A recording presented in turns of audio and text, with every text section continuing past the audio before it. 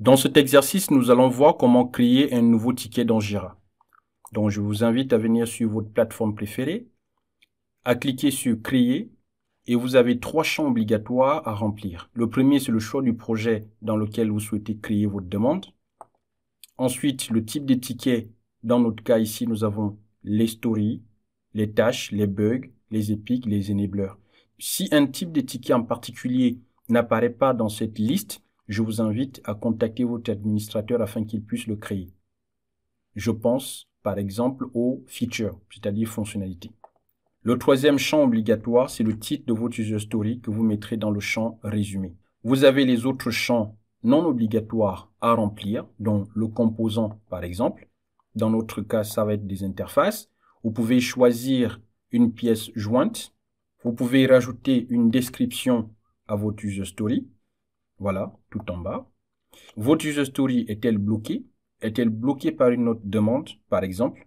Est-elle tout simplement liée avec une autre user story? Vous pouvez cliquer sur Relate to. Voilà, et vous venez ici en bas choisir la user story avec laquelle elle est probablement liée. On peut par exemple mettre modifier un devis. Donc les deux user stories sont liées. Dans quelle version est-ce que vous comptez développer cette user story? Donc vous cliquez sur version. Pour mon cas, ça va être la MVP. Voilà. Qui est responsable du ticket, c'est-à-dire la personne qui travaillera sur le ticket. Vous pouvez venir ici et choisir le nom de la personne. Pour mon cas, ça va être max.cyberschool.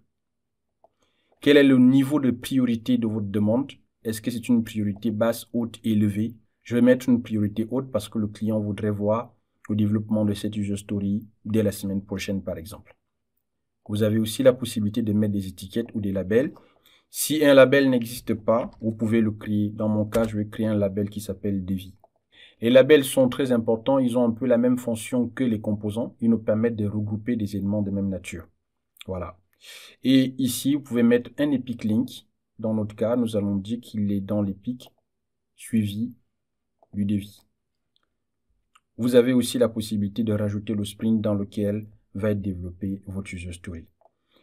S'il y a un champ en particulier que vous ne retrouvez pas dans cette vue, vous pouvez venir sur configurer les champs et, par exemple, afficher tout. Voilà, afficher tous les champs. Vous cliquez sur tout et vous avez l'ensemble des champs qui ont été configurés dans cette vue qui vont apparaître. Vous pouvez aussi cliquer sur où est mon champ pour pouvoir chercher le champ que vous souhaitez. Par exemple, story point. Voilà, donc vous avez les story points qui peuvent apparaître. Si vous cliquez sur créer un autre, l'interface qui est ici va s'actualiser, mais elle ne disparaîtra pas. Alors que si vous cliquez sur créer, vous aurez bien votre user story, mais l'interface disparaîtra. Et si vous ne souhaitez pas enregistrer tout ce qui a été fait, vous faites annuler. Voilà comment créer un nouveau ticket dans Jira.